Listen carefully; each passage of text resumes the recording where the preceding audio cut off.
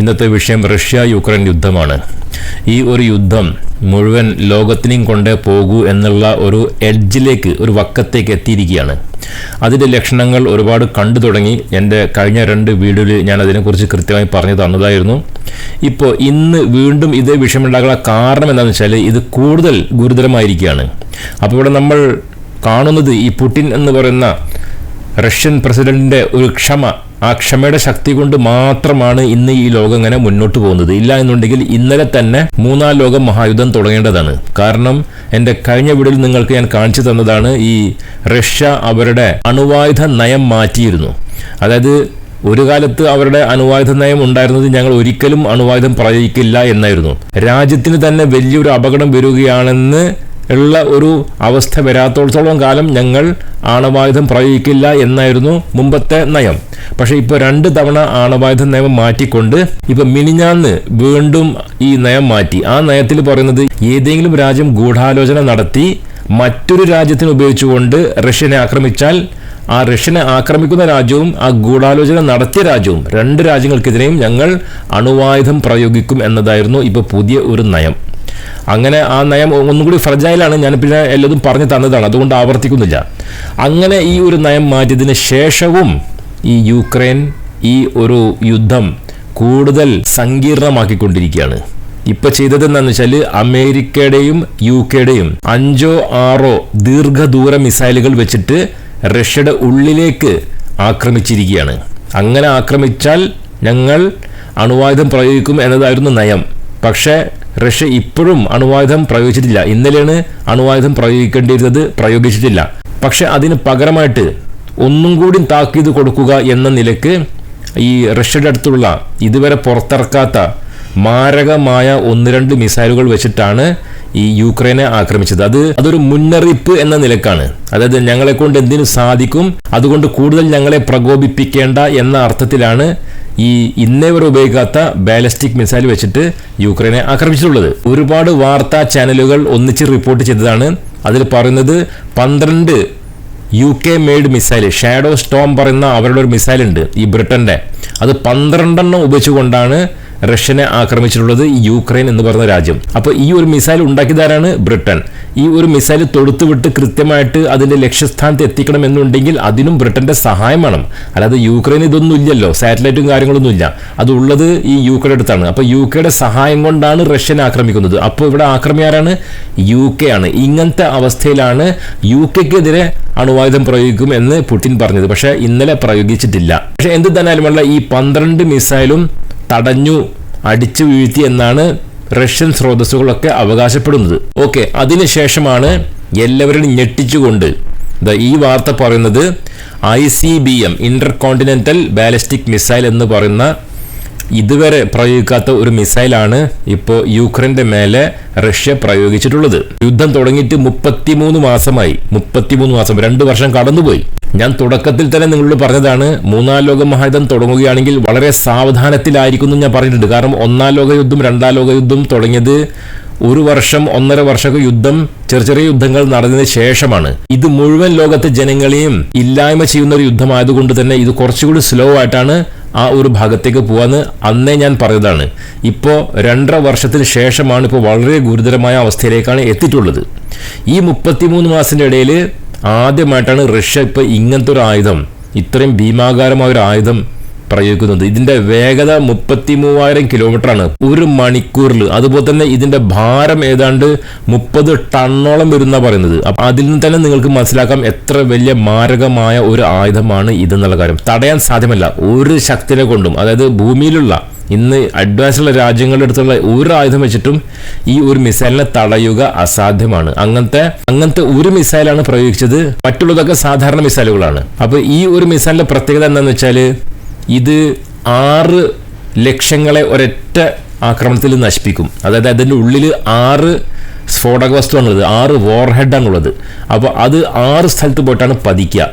അപ്പോൾ അങ്ങനെ വരുമ്പോൾ ആരെ കൊണ്ടും അത് തടയുക അസാധ്യമാണെന്ന് മാത്രമല്ല, എൻ്റെ വേഗത ഞാൻ പറഞ്ഞല്ലോ. അപ്പോൾ ഇതൊരു താക്കീതാണ്. ഈ താക്കീതും മനസ്സിലാക്കിയിട്ടില്ല എന്നുണ്ടെങ്കിൽ ഇനി ചിലപ്പം അടുത്തതിന് ശരിക്ക് 3-ാം ലോക മഹായുദ്ധം തന്നെയായിരിക്കും തുടങ്ങുക എന്ന കാര്യത്തിൽ ഒരു സംശയം വേണ്ട. അപ്പോൾ ഇപ്പോൾ ഈ ആക്രമിച്ചിരിക്കുന്നത് യുക്രൈനിലെ ഡെനിപ്രോ എന്ന് പറയുന്ന സ്ഥലത്താണ്. അപ്പൊ ഇതൊരു സന്ദേശമാണ് സത്യത്തിൽ. അല്ലാന്നുണ്ടെങ്കിൽ യുക്രൈന്റെ തലസ്ഥാനമായ കീവിൽ തന്നെ പ്രയോഗിക്കാമായിരുന്നു. അപ്പൊ ഇത് എല്ലാവർക്കും, അതായത് യുക്രൈനും സെലൻസ്കിക്കും ഒക്കെ അതേപോലെ തന്നെ പാശ്ചാത്യർക്കുള്ള ഒരു സന്ദേശമായിട്ടാണ് ഈ ഒരു ആക്രമണം എന്നാണ് ഇവിടെ ഈ ഒരു വാർത്ത പറയുന്നത്. ഈ ഒരു മിസൈലിനിട്ട പേര് റുബേഷ് എന്നാണ് വായിക്കാൻ തോന്നുന്നുണ്ട്. ഒരു ഈ റഷ്യൻ പദമാണ്. പിന്നെ ഇതിന്റെ ഭാരം പറയുന്നത് 30 മുതൽ 50 ടൺ വരെ വേരി ചെയ്യുന്നതാണ്. അതായത് അതിന്റെ സ്ഫോടക വസ്തുക്കളുടെ മാറ്റം അനുസരിച്ചിട്ട് 50 ടൺ മാക്സിമം അത് വഹിക്കും. അങ്ങനത്തെ എഞ്ചിനാണ് അതിന്റെ. അപ്പൊ തന്നെ മനസ്സിലായിക്കോളൂ എത്ര വലിയ എഞ്ചിനായിരിക്കും, വലിയ ഒരു മിസൈലാണ്. അങ്ങനെ ഇപ്പോഴത്തെ ആക്രമണത്തിൽ ഡിനിപ്രോ പറഞ്ഞ സ്ഥലത്തെ മുഴുവൻ വൈദ്യുതി ബന്ധങ്ങളൊക്കെ നശിപ്പിച്ചു. അതേപോലെ തന്നെ അവിടുത്തെ ചില സൈനിക താവളങ്ങളും, കാരണം 6 കേന്ദ്രങ്ങൾ തകർക്കാലോ ഒരൊറ്റ ആക്രമണത്തിൽ, അങ്ങനെ ചില സൈനിക കേന്ദ്രങ്ങളും തകർത്തു എന്നൊക്കെയാണ് ഇവിടെ പറയുന്നത്. അപ്പോൾ ഈ ഒരു മിസൈലിന് വേണമെങ്കിൽ അണുവായുധം ഘടിപ്പിക്കാം. പക്ഷെ അങ്ങനെ ചെയ്യാതെ സാധാരണ സ്ഫോടക വസ്തു മാത്രം വെച്ചുകൊണ്ടാണ് ഈ ഒരു മിസൈൽ വിട്ടത്. അതുതന്നെ വലിയ കെടുതിയാണ് യുക്രൈനിൽ സംഭവിപ്പിച്ചത് എന്ന് പറയുന്നു. ചിലപ്പം ഈ ഒരു ആക്രമണത്തിന് ശേഷം ഇപ്പോൾ ഈ യുക്രൈനും പാശ്ചാത്യരൊക്കെ ഒന്ന് തണുക്കാൻ സാധ്യതയുണ്ട്. കാരണം ഈ രൂപത്തിൽ പോവുകയാണെങ്കിൽ പിന്നെ ഒന്നും തന്നെ ബാക്കി ഉണ്ടാവില്ല എന്നുള്ള ബോധം പാശ്ചാത്യർക്ക് ഉണ്ടെങ്കിൽ പിന്നെ ഈ യുദ്ധം അവിടെ നിൽക്കുമെന്നാണ് എനിക്ക് തോന്നുന്നത്. പിന്നെ ഇവിടെ പുടിൻ തന്നെ ഇന്നലെ ഒരു പത്രസമ്മേളനത്തിൽ പറഞ്ഞത്, അതായത് ഈ അണുവായുധ നയം മാറ്റിയല്ലോ, ആ മാറ്റിയ നയത്തിൻ്റെ കോപ്പികൾ വെബ്സൈറ്റിലുണ്ട്. അത് കൃത്യമായിട്ട് അമേരിക്കയിലത്തെ ഭരണാധികാരികൾ വായിച്ച് പഠിക്കണം എന്നുള്ള ഒരു വാർണിംഗ് കൊടുത്തിരിക്കുകയാണ്. കാരണം അത് വായിച്ച് പഠിച്ചിട്ടില്ല എന്നുണ്ടെങ്കിൽ പിന്നെ അടുത്ത അണുവായുധ പ്രയോഗം അമേരിക്കയുടെ നെഞ്ഞത്തായിരിക്കും എന്ന അർത്ഥത്തിലാണ് ഈ പറയുന്നത്. പിന്നെ ഇന്നലെ റഷ്യ പ്രയോഗിച്ച ഈ ഒരു ICBM ഉണ്ടല്ലോ, ഇതിൻ്റെ വീഡിയോകൾ ധാരാളം ഒരുപാട് സ്ഥലത്ത് അവൈലബിൾ ആണ്. ഫേസ്ബുക്കിലും അവൈലബിൾ ആണ്, ടെലഗ്രാമിലും ട്വിറ്ററിലും ഒക്കെ അവൈലബിൾ ആണ്. അതുകൊണ്ട് നിങ്ങൾ അവിടെ പോയി കണ്ടാൽ മതി. എനിക്കെന്തായാലും ഈ യൂട്യൂബിൽ അത് ഇടുക അസാധ്യമാണ്. കാരണം ഞാൻ എങ്ങാനും ആ ഒരു വീഡിയോ ഇവിടെ യൂട്യൂബിൽ ഇട്ടിട്ടുണ്ടെങ്കിൽ പിന്നെ യൂട്യൂബ് എൻ്റെ തലക്കായിരിക്കും ICBM പ്രയോഗിക്കുക. അപ്പം അത് വേണ്ടാന്ന് വെച്ചിട്ടാണ്. ഇപ്പം തന്നെ കഴിഞ്ഞ പ്രാവശ്യം ഇറാൻ്റെ ഒരു വാർത്ത ഞാൻ ഉണ്ടാക്കിയിരുന്നു. ഇറാൻ, ഇസ്രായേൽ, ഹിസ്ബുള്ള എന്നൊക്കെ പറഞ്ഞിട്ട് ആ ഒരു വാർത്ത ഉണ്ടാക്കിയതിന് ശേഷം എനിക്ക് ഭീകരമായൊരു വാർണിംഗ് കിട്ടിയിരിക്കുകയാണ്. അപ്പോൾ അതുകൊണ്ടാണ് ഞാൻ വീഡിയോ ഇടാത്തത്.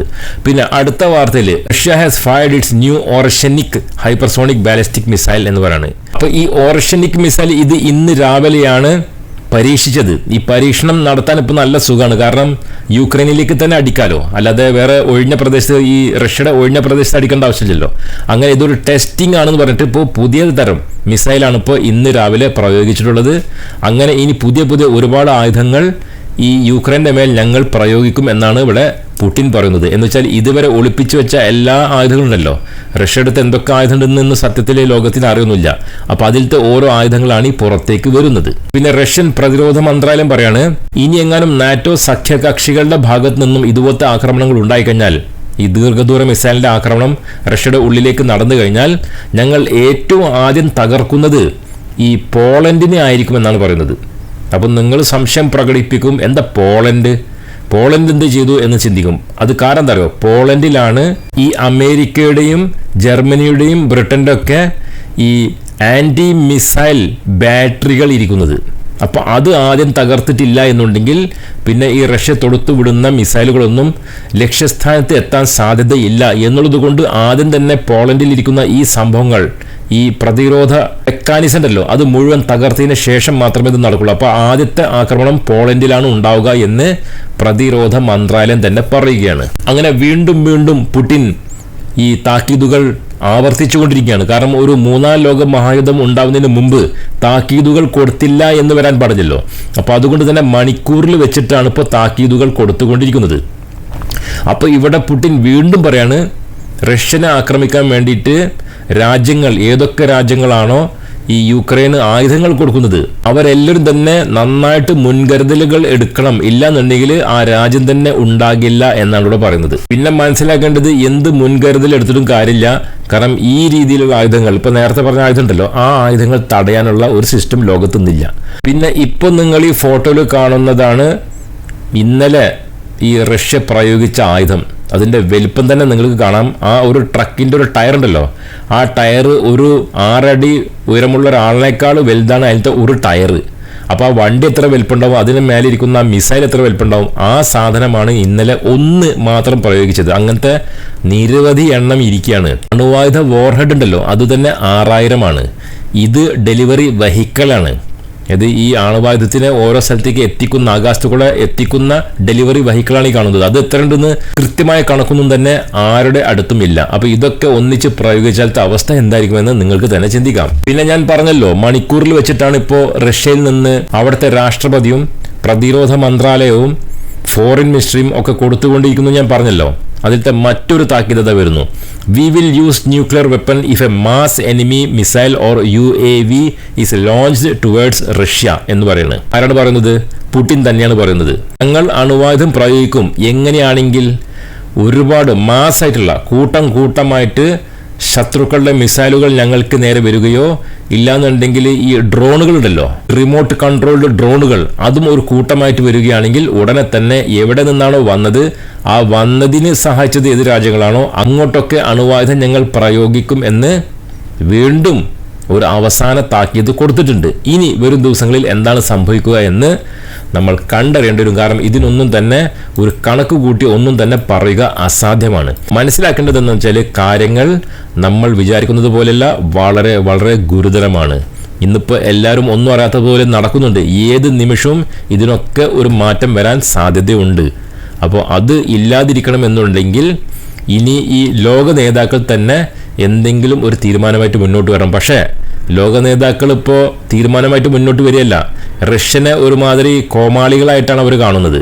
അപ്പോൾ അതുകൊണ്ട് തന്നെ ഏത് നിമിഷവും എന്തും സംഭവിക്കാം എന്നുള്ളൊരു വക്കത്താണ് ഇപ്പോൾ ലോകം തന്നെ നിൽക്കുന്നത്. അപ്പോൾ ഈ ഒരു വീഡിയോയിൽ എത്രമാത്രം പറഞ്ഞുകൊണ്ട് അവസാനിപ്പിക്കുകയാണ്. അടുത്ത വീഡിയോയിൽ കാണാം. ബൈ.